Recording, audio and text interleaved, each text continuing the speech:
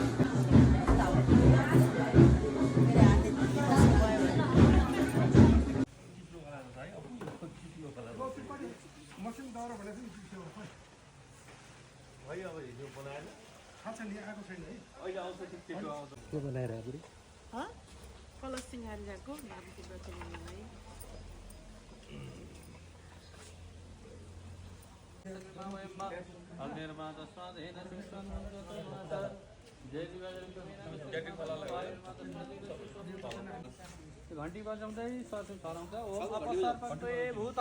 ए भूत ए भूत विघ्नकर्ता तेन चन्तु भाग्य अपक्रमन्तु भूतानि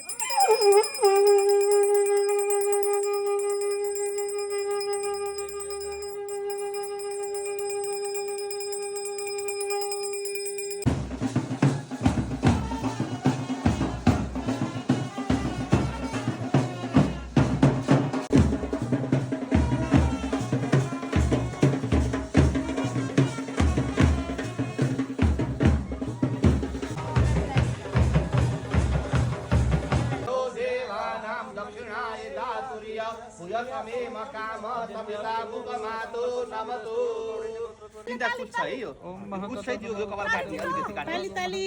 कपाल काट्ने ताली काटेर कपालै काट्नु अलिकति अलिकति काट्यो भने कपाल थोरै हुन्छ मायात्मा समातेर आफु या दुरामा हाल्दै छ त्यो कललाई त्यसरी अर्को कुसमा सद्रव्य ओम मङ्गलम ओम मङ्गलम भगवान् विष्णु मङ्गलम गरुडध्वज मङ्गलम पुण्डरीकाक्ष मङ्गलाय तनो लामो कपाल काट्नु सजिलो बनाएर चाहिँ लामो कपाल पालेर घिउ मात्रै हाल्दिन न स्वाहा गरेर ओम प्रजापति अलि दिन त कस्तो आनन्द आउँछ कपाल आउँछ नि कपाल आउँछ क्या अझै तिम्रो त अहिले